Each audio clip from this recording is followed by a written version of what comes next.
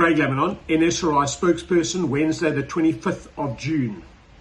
NSRI police and the emergency services are appealing to the maritime community, shoreline anglers, paddlers, sailors, and coastal walkers, hikers, to be cautious during this cold front currently being experienced around the southwestern Cape coastline on Wednesday and spreading to the southern Cape and east coast in places. The South African Weather Services have issued alerts forecasting high winds, heavy sea conditions with waves of 4 to 6 meters. Rough sea conditions are being experienced.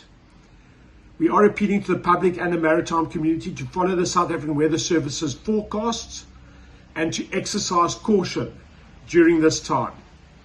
Don't venture down to the coastline or launch to go to sea unless absolutely necessary.